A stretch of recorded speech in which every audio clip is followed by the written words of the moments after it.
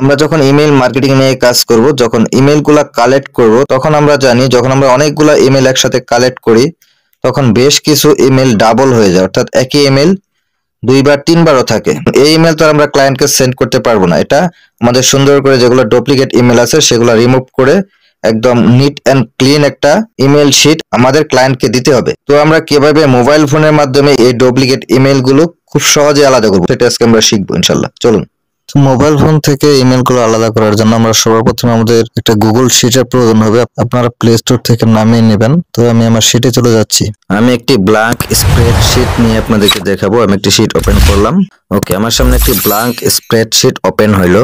তারপর আপনারা জানেন আমরা যখন ইমেল কালেকশন করি তখন আমাদের ইমেল গুলা এই স্প্রেডশিটে সাজাইতে হয়।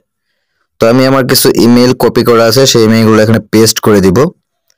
পেস্ট করে দেওয়ার পরে আপনাদেরকে দেখানোর জন্য আমি সেম ইমেল গুলাই আবার নিচে আরেকবার পেস্ট করব, অর্থাৎ একই ইমেল দুইবার পেস্ট করব যাতে কিভাবে ডুপ্লিকেট ইমেল আলাদা করা যায় সে বিষয়টা আমি ভালোভাবে দেখাতে পারি। তো আপনারা এখানে লক্ষ্য করেন আমি এখানে সেম ইমেলই আবার দ্বিতীয়বার পেস্ট করে দিচ্ছি।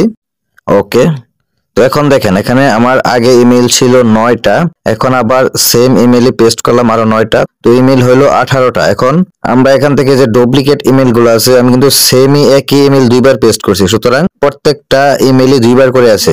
এই ডুপ্লিকেট ইমেল গুলো আমরা কিভাবে আলাদা করব সেটা দেখব। খুবই অল্প সময়ের মধ্যেই আমরা এই ইমেল গুলো আলাদা করতে পারবো। এখানে তো মাত্র 18টা ইমেল, আমরা যখন একবারে 5000 10,000 ইমেল নিয়ে কাজ করব তখন তো আপনি আর এই একটা একটা করে ইমেল সিলেক্ট করে তারপর আপনি বের করতে অনেক কষ্ট হয়ে যাবে। সেই জন্য আমরা জাস্ট একটা ফর্মুলা ইউজ করব এবং ফর্মুলাটা ইউজ করে আমরা এখানে যে কয়টা ডুপ্লিকেট ইমেল আছে সবগুলা বের করে নেব। তো তার জন্য এখানে দেখেন নিচে একটা বক্স আছে ইন্টার টেক্সট অর ফর্মুলা। এখানে আপনার ফর্মুলাটা লিখতে হবে। কি ফর্মুলা লিখবো খুব মনোযোগ সহকারে দেখবেন।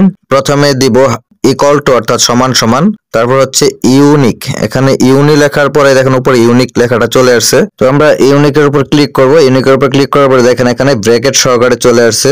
তো এখন এখানে দেখেন ব্র্যাকেটের মাঝখানে কার্সর লাফালাফি করছে। আমরা এই অবস্থায় এক কলামের একদম 1 নাম্বার রোতে যে ইমেলটা আছে সবার প্রথমে যে ইমেলটা আছে সেই ঘরটা আমরা সিলেক্ট করব।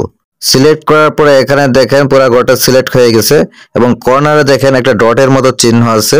আমরা এই ডটটা ধরে টান দিয়ে একবারে সর্বশেষ ঘর পর্যন্ত নিয়ে যাব, অর্থাৎ 18 নাম্বার পর্যন্ত নিয়ে যাব। 18 নাম্বার পর্যন্ত নিয়ে যাওয়ার পরে এখানে দেখেন এটা চেঞ্জ হচ্ছে, A1 to A18 এটা চেঞ্জ হচ্ছে। তো এটা যখন সিলেক্ট করে ফেলবেন, সিলেক্ট করার পরে এখানে পাশে দেখেন টিক মার্ক দেওয়া আছে।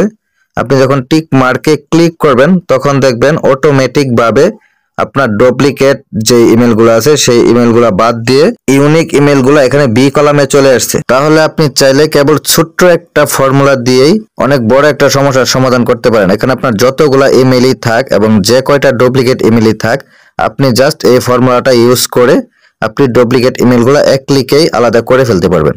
তারপর আপনি যদি চান এই বি কলামটা কপি করে আপনি অন্য একটা শিটে নিয়ে গেলেন। আমি এখানে আরেকটা শিট নিয়ে নিচ্ছি। তো নতুন শিট নেওয়ার আগে আপনাকে এটা সেভ করে নিতে হবে। যেখানে উপরে টিক মার্ক দেওয়া আছে এই টিক মার্কে ক্লিক করে এটা সর্বপ্রথম সেভ করে নেবেন। তারপর নিচের দিকে দেখবেন এখানে শিট নামে অপশন আছে। এখানে ডান পাশে দেখেন প্লাস চিহ্ন আছে, এখানে প্লাস চিহ্নে ক্লিক করলে আপনার নতুন একটা শিট ওপেন হয়ে যাবে। ওকে, নতুন শিটে এসে আমরা এক কলামে পেস্ট করে দিব। এখানে আমি পেস্ট করে দেই।